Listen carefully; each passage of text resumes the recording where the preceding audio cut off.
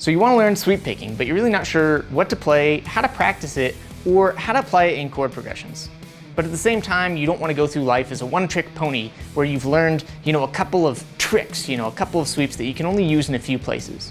So to remedy your picking predicament, I'm going to show you 4 basic sweep picking patterns that I use all the time, and they will have you covered in almost every situation.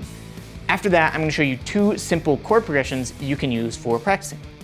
To really polish your sweep picking, you need to have a set of core exercises that allows you to nail down the fundamental skill. Not just the sweeping part, but also shifting. Once you nail down the core elements of sweep picking, then you can add in extra patterns, and that's exactly what this video will do for you. By the way, I created both tab and standard notation for all the exercises in this video, along with some awesome backing tracks with multiple tempos. You can download them for free at the link in the description. If you like these kinds of videos where we go ultra deep on exactly how to execute a particular technique, go ahead and hit the like and subscribe button. It really helps me out.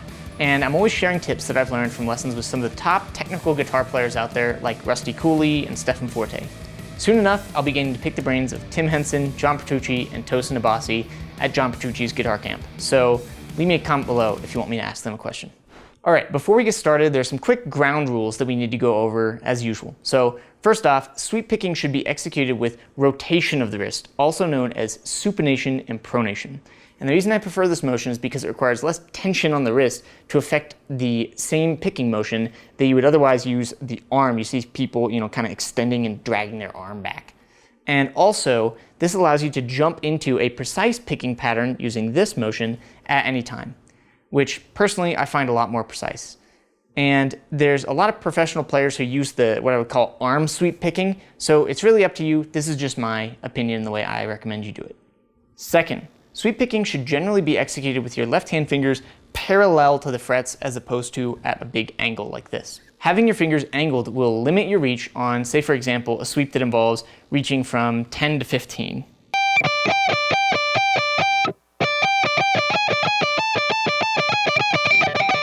And third, the picking patterns I'm using here might look really weird to you, but they actually come from one of my teachers who played with the Trans-Siberian Orchestra. The way he taught me to pick these chord progressions really sped up my learning process tremendously, and it opened up my technique to play more kinds of sweeps and increase the clarity of the notes. So if you want to learn that particular picking pattern, you can find the full video detailing why I do it and how I do it up here. I gotta look to see where it's gonna be. Fourth, make sure you're not letting any of the notes ring together. Instead, each note should have an individual attack and sustain similar to a synth lead. And bonus points if when you're practicing these, you play it partly on a clean tone and then go to a distortion tone. It's important to practice on both because a clean tone allows you to hear the note articulation clearly, but the distortion tone will tell you very clearly if you're really letting notes ring out in a way that you don't want them to. So with that out of the way, let's get into the 4 patterns I mentioned at the start. These patterns are actually all based on the 4 basic bar chord shapes: 6-string major, 6-string minor, 5-string major, and 5-string minor. If you've got just these 4 shapes down already, you're gonna be pretty well covered. Now the reason we're starting with these shapes is mostly because they're based on the bar chord shapes and they're ones that you probably already know, and so you won't have to think about the shape or the notes very much. So like I said, 4-string or 6-string major and 6-string minor, and then 5-string major and 5-string minor. So here's what that looks like: down low and then up high and then in the sweep pattern. So.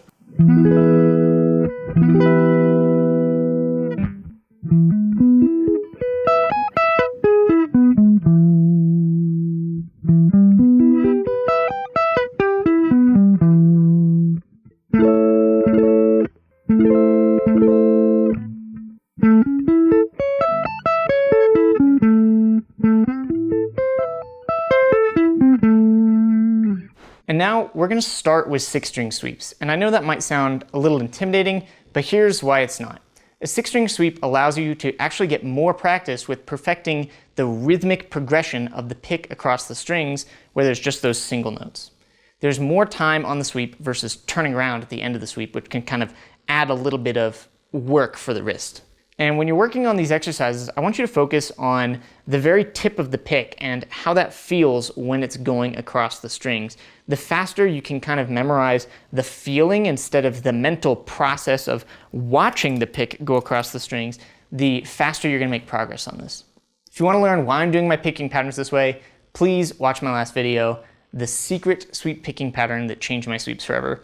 And then once again, you can download the tabs and backing tracks for all this stuff in the link in the description. Now that we have the basic shapes that we need out of the way, let's talk about chord progressions. And what is a chord progression? Well, it's really just a sequence of chords played one after another.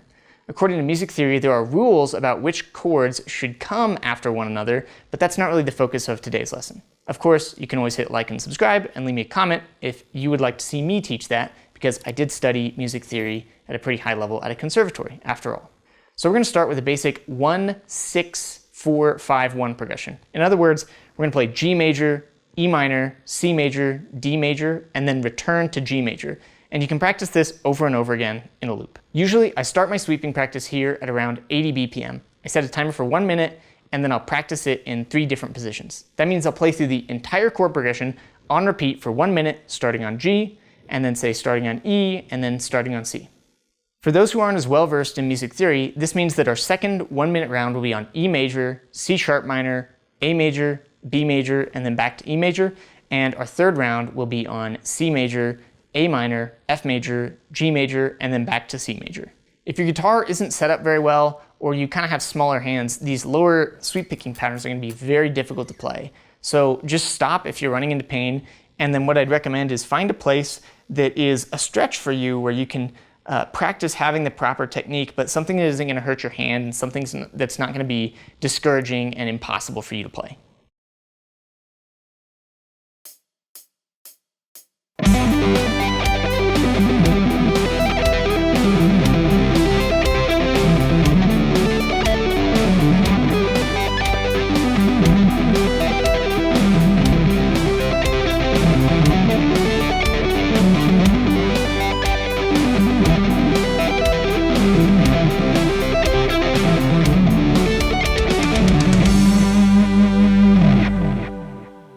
When you're doing the chord progression, starting on C major, playing the F major chord has a pretty large stretch in it. So slow down if you need to, and it becomes especially important when you're playing in these lower positions to not slant your fingers when you are playing these lower chords.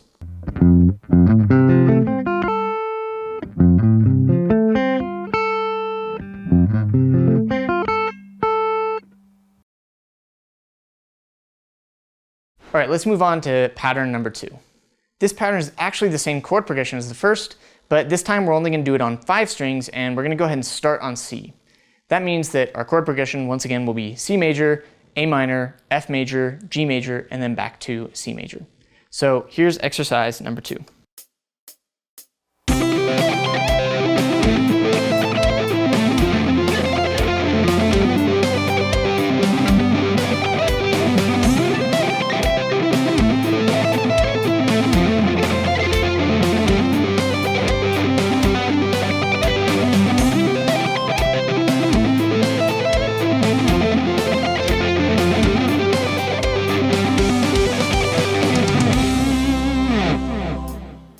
Honestly, I don't play this one in as many positions, usually just C and maybe A or G, but find 2 or 3 positions where you like to practice it. Those extra repetitions in different positions are going to give you a little bit more comfortability and vocab as opposed to just being comfortable with the shape and the progression in just one key.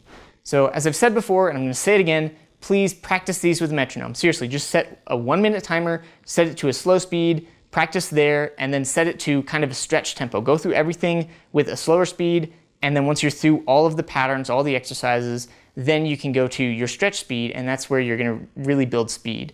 If you try to just hop into your stretch speed or the faster tempo right off the bat, number one, you're going to be building bad habits and bad habits fast, and it's going to take you even more time to undo those than it is to just play it right the first time. And then the second thing is that it's kind of robotic, honestly, when you're using a metronome and a timer, because you can almost like zone out a little bit. You kind of get into this mental groove, this mental flow where you're just repeating through things. So it's actually really not hard to use a metronome and a timer. And then lastly, the timer will also give you kind of some accountability for when to move on. It puts a little bit of pressure on for you to do things right while you're practicing, instead of being like, okay, well, I can always play it again next time. It's like, nope, 1 minute, play it right, then move on. All right, let's recap. So today we learned major and minor sweep picking patterns on both 6 and 5 strings. Knowing these patterns will have you covered in the vast majority of situations, and then we covered what a chord progression is, and we went over some practice exercises that you can use to get up to speed with your sweeps. So as always, if you like this video, go ahead and hit the like and subscribe button to let me know that this video is helpful. It really helps me out. And let me know what you want to see next in the comments, or if you have any questions, if there's something specific that you want to see me cover about sweeps. And if you want to get some cool backing tracks to go along with your practice, there's a link in the description where you can grab them. With that said, I'll see you in the next one. Peace.